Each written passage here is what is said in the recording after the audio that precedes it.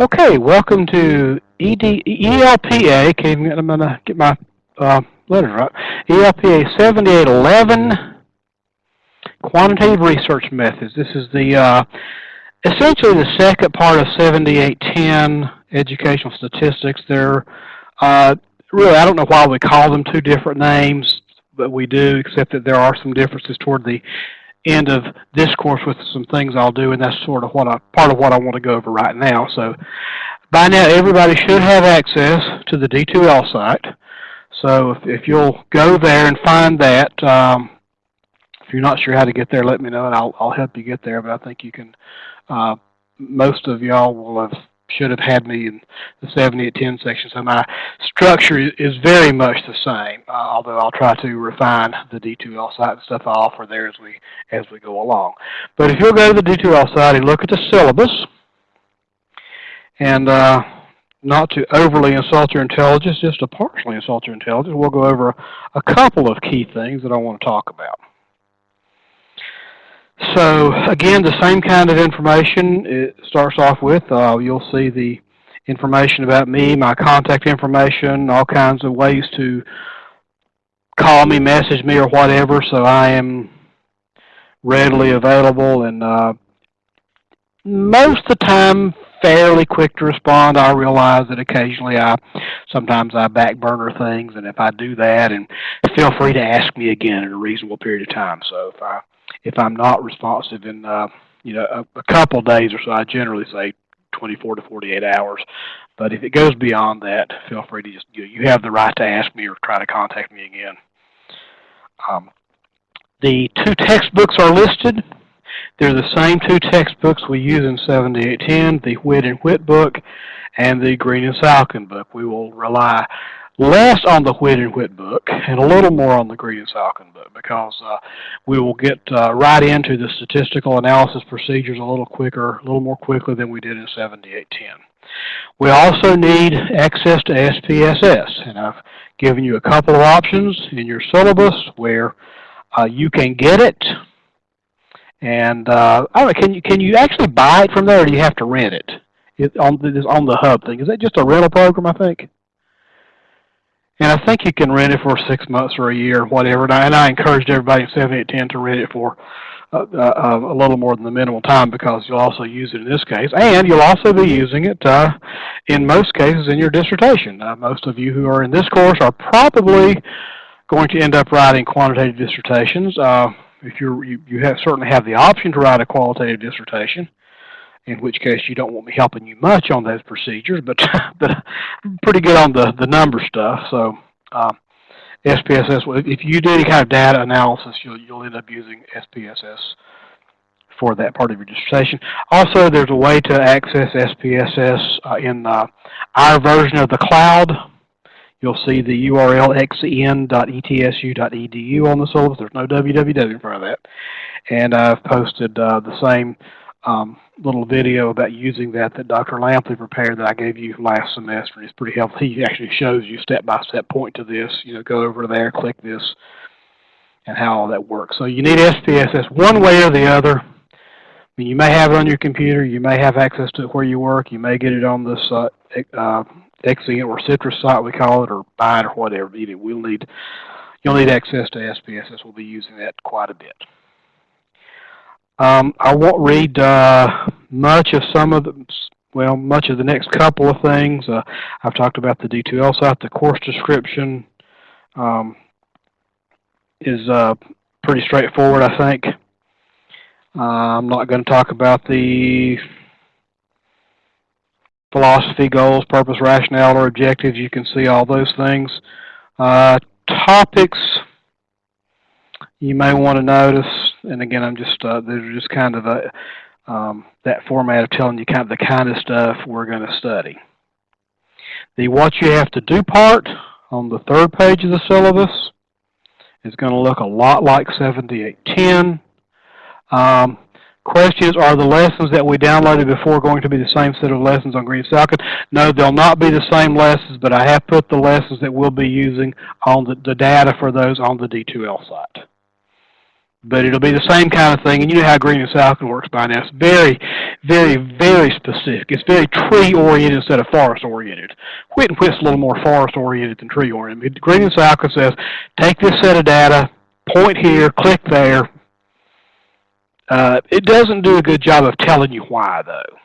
So that's again more the, like I said, more the trees than the forest. But so not the same sets, but well, the different lessons. If you download the whole data set from the publisher site, yes, everything we're going to use from there will be in there. Otherwise, but in addition to that, I've posted what I plan for us to use on the D2L site. So thanks for asking that. So the requirements will have a set of homework problems. I think I've got 6 assignments that I call homework assignments. There are other things that are due that you'll see right below that, but homework, again, just like in 7810, probably not as quite as every week as it was then. Data analysis or APA reports, or APA write-ups, 4 of them. The same kind of procedures. Of course, I mean, the same kind of format, different procedures.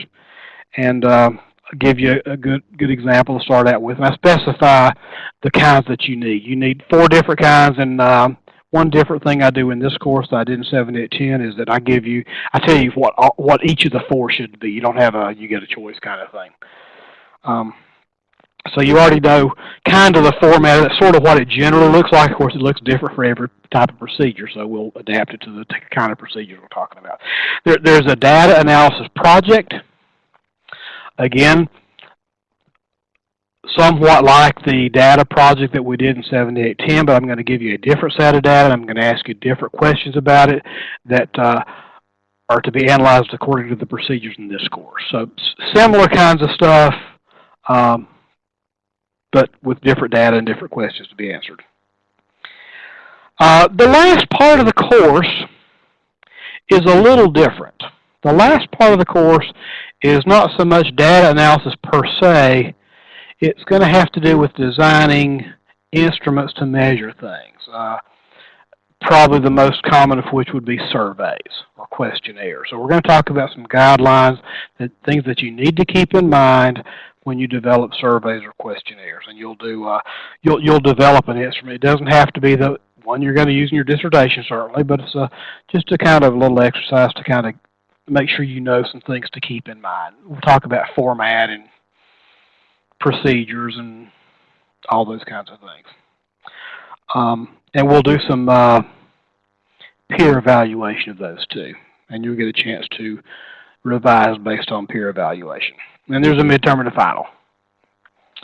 And if I have the points right, you'll see the evaluation grading stuff. You'll see that it comes to 500 points.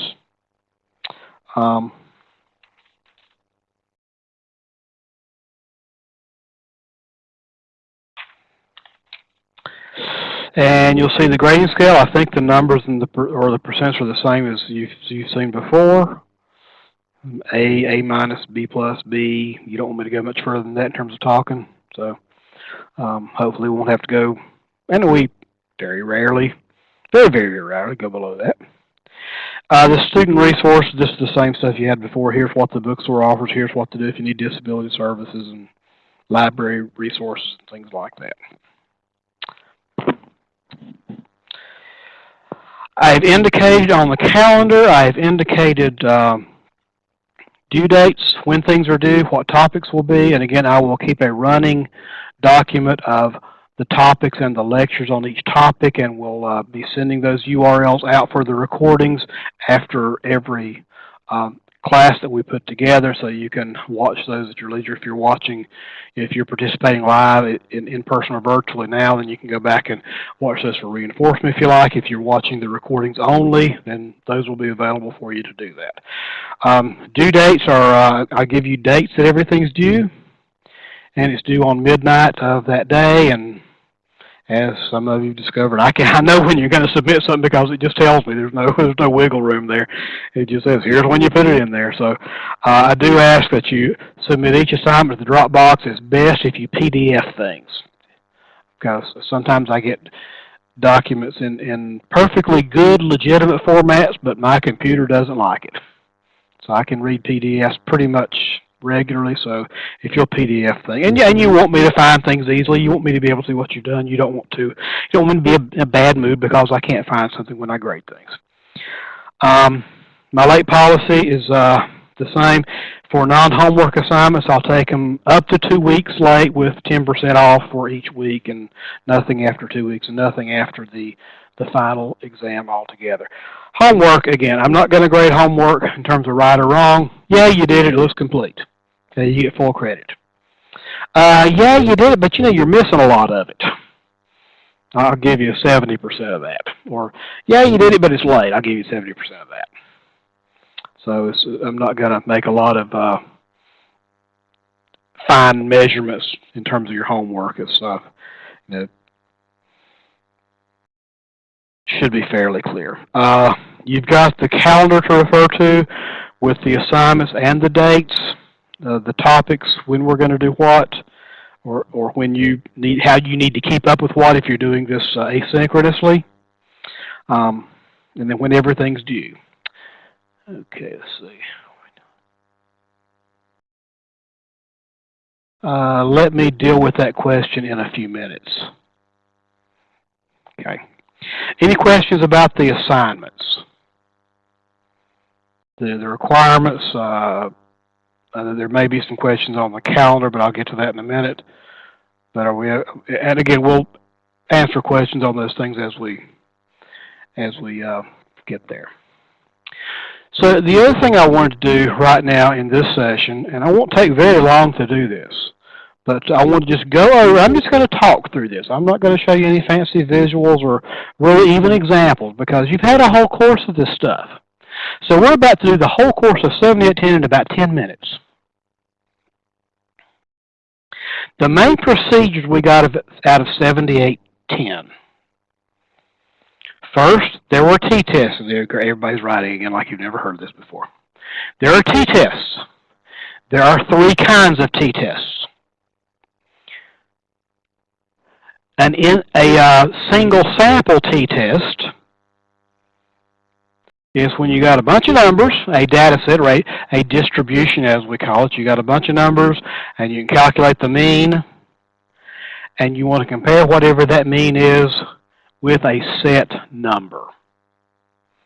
Remember, the first example we used of that was we had a bunch of cars and their miles per gallon, and we wanted to know how they compared with the number 45, because we were talking about how maybe the regulation might be that we have to have cars that average 45 miles per gallon. Does this set of cars, is it significantly below that or not? If it's not significantly below that, we can say, okay, it's kind of close enough.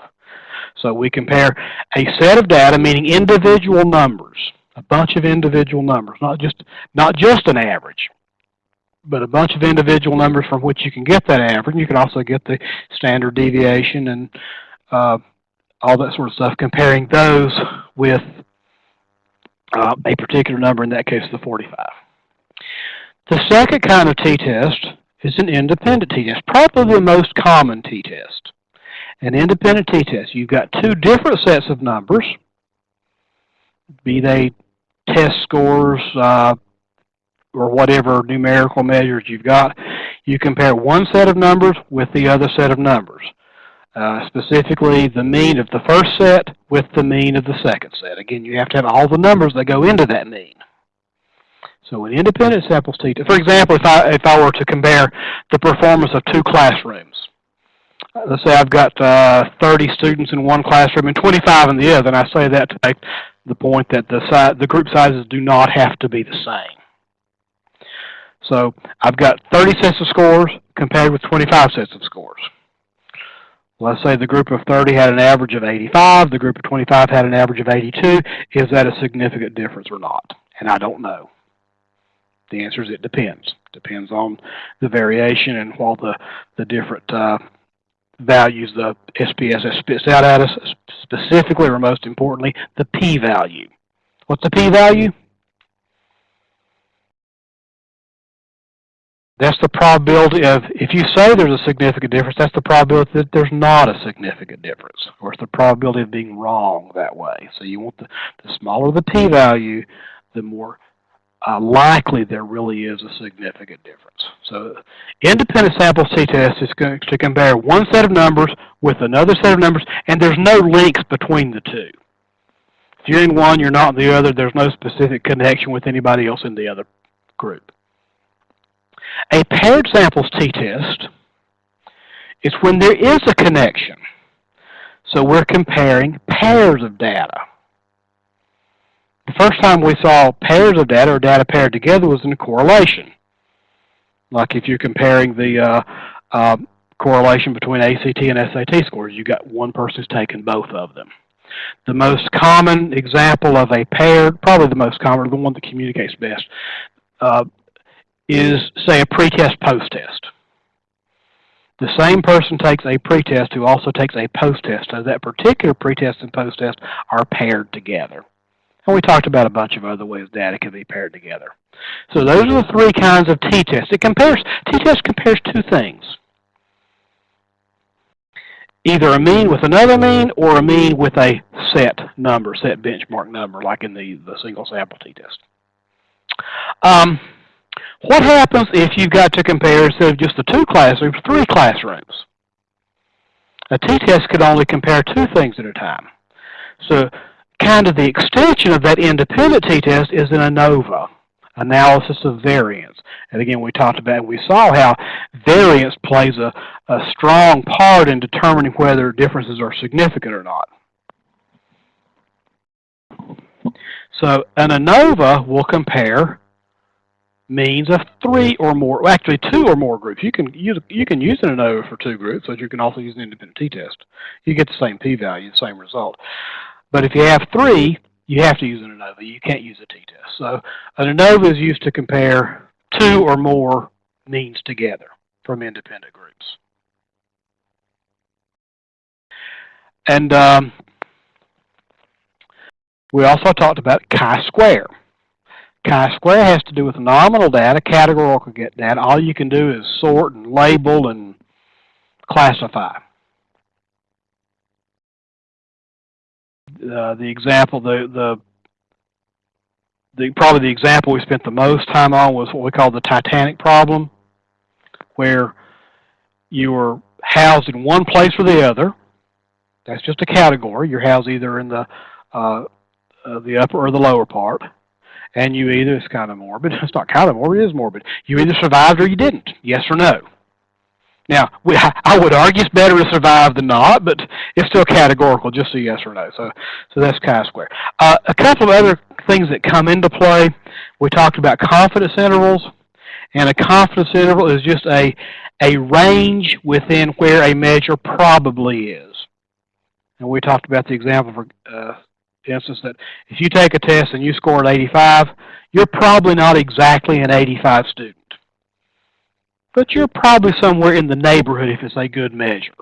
So a confidence interval kind of gives you the range within what likelihood you are to be within two particular numbers.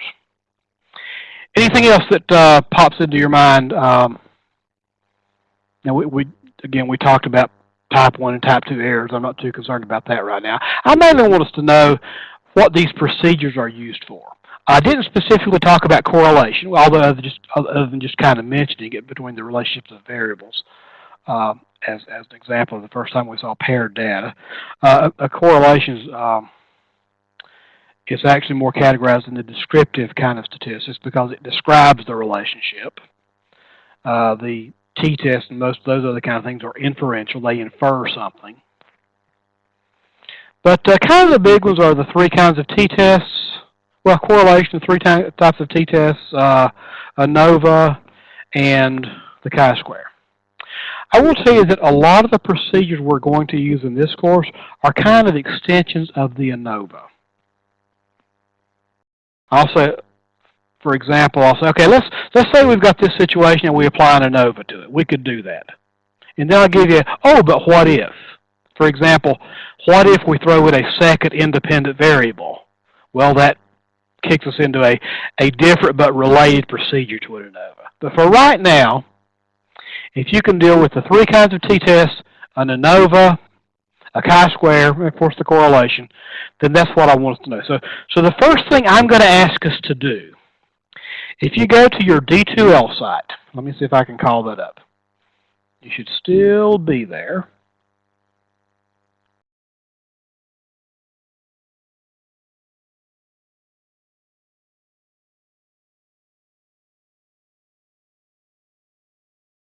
Now, the one from this class, the D2L for 7811.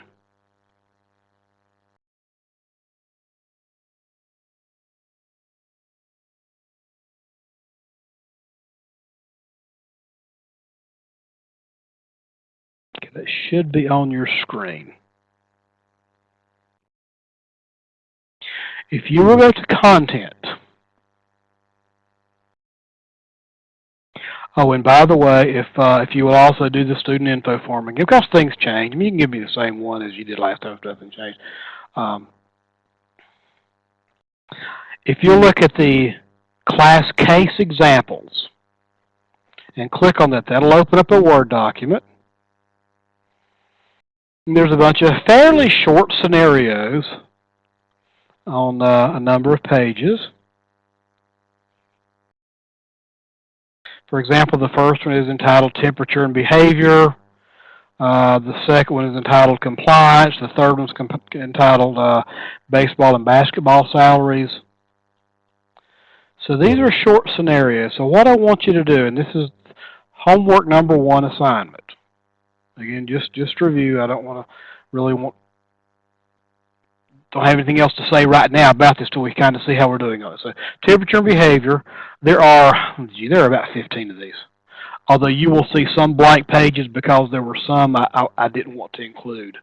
For example, number 14 is a blank page. I didn't like that one. Had a bunch, and these are the ones I kind of like. So temperature and behavior, beginning with that one. Read the scenario, and for your homework, I want you to tell me temperature and behavior. Here's the test I'm going to apply to that, and here's why. And the here's why part, I just want to know in a couple of sentences why that test is appropriate. Don't write me a big, long, nasty essay. You don't want to write it. I don't want to read it. Shouldn't take you that much to tell me why you picked that scenario. Nothing more than, at most, a short paragraph. So it's not a big, long assignment, but there are a number of parts to this. I encourage you to work together, talk to each other. I don't care if you come up with the same answer. Actually, you should come up with the same answer, because in most of these, it's I don't want to say it's clear cut, but there is a particular procedure we're looking for. But tell me why. So if you work together, I mean, don't use the same words of telling me why. I mean, make sure they're in your words. I want to know that. So, so that's the first assignment, and you've got some time to work at that. The syllabus tells you the due date of it,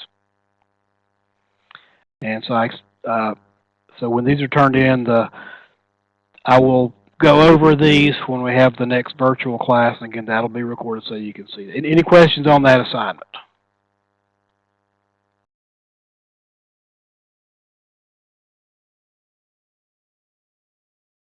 Okay, so that will get you started until we meet again. So if you have any questions in the meantime, feel free to ask, or email me, or visit me, or whatever, as normal. Again, you're invited to come live and in person to any of these sessions you'd like to. I encourage you to watch the lectures I was supposed to say after they're recorded. You can't really watch them before they're recorded, I guess. But they're designed to help you, and we'll get through the course together.